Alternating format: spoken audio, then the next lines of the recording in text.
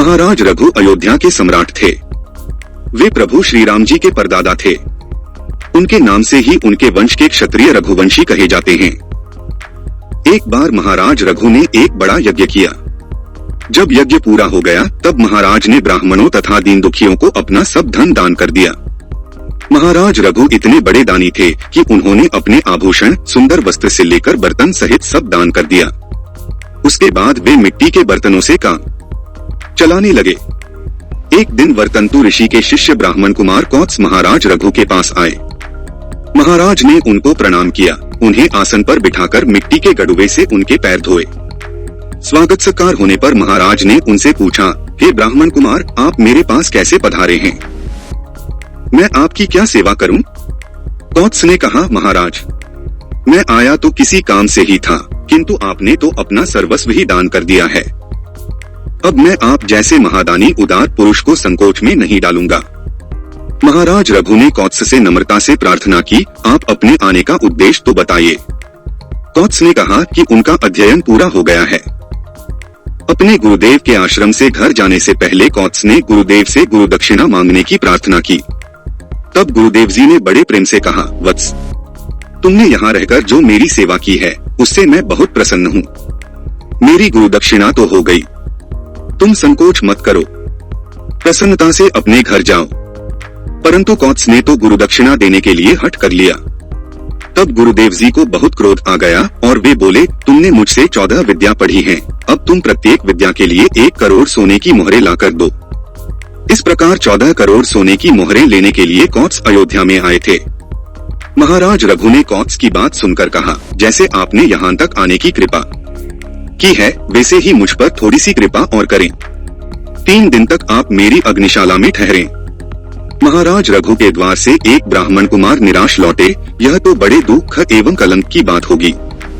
मैं 3 दिन में आपकी गुरु दक्षिणा का कोई न कोई प्रबंध तो अवश्य कर दूंगा। कौत्स ने अयोध्या में रुकना स्वीकार कर लिया। महाराज ने अपने मंत्री को बुलाकर कहा, यज्ञ में सभी सामंत राजा कर दे चुके हैं, उनसे दोबारा कर लेना उचित नहीं है। परंतु कुबेर जी ने मुझे कभी कर नहीं दिया। वे देवता हैं तो क्या हुआ, कैलाश पर रहते हैं, इसलिए पृथ्वी के चक्रवर्ती सम्राट को उन्हें कर देना ही चाहिए। मेरे सब अस्त्र शस्त्र मेरे रथ में रखवा दो। मैं कल सवेरे कुबेर पर चढ़ाई करूंगा। आज रात को मैं उसी रथ में सोऊंगा। जब तक ब्राह्मण कुमार को गुरु दक्षिणा न मिले मैं राजमहल में पैर नहीं रख सकता। उस रात महाराज रघु रथ में ही सोए। सवेरे उनका कोषाध्यक्ष उनके पास दौड़ता हुआ आया और कहने लगा, महाराज, खजाने का घर सोने की मोहरों से ऊपर तक भरा पड़ा है। रात में उसमें मोहरों की वर्षा हो गई। महाराज रघु समझ गए कि कुबेर जी ने ही यह मोहरों की वर्षा की है। महाराज ने सभी मोहरों का ढेर लगवा दिया और कौत्स से बोले, ब्राह्मण कुमार, आप इस धन को ले जाएं। कौत्स ने कहा, मुझे तो गुरु दक्षिणा के लिए 14 करोड़ मोहरें चाहिए, उससे अधिक 1 मोहर भी मैं नहीं लूंगा। महाराज ने कहा, ब्राह्मण कुमार, यह धन आपके लिए आया है। ब्राह्मण का धन हम अपने यहाँ नहीं रख सकते, आपको यह सब लेना ही पड़ेगा।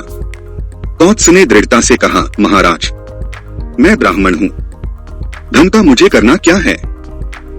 आप चाहे जो करें, मैं तो 1 मोहर भी अधिक नहीं लूंगा। कौत्स 14 करोड़ मोहरें लेकर चले गए। शेष मोहरें महाराज रघु ने दूसरे ब्राह्मण को दान कर दी। आपके ध्यान में आया न, किस प्रकार महाराज रघु ने ब्राह्मण के लिए प्राप्त धन बिना किसी लालच के दूसरे ब्राह्मण को ही दे दिया और कौत्स ने इतना धन पाकर भी कोई लालच न रखते हुए आवश्यक उतना ही धन रख लिया, क्योंकि लालच करना अत्यंत बुरी बात होती है।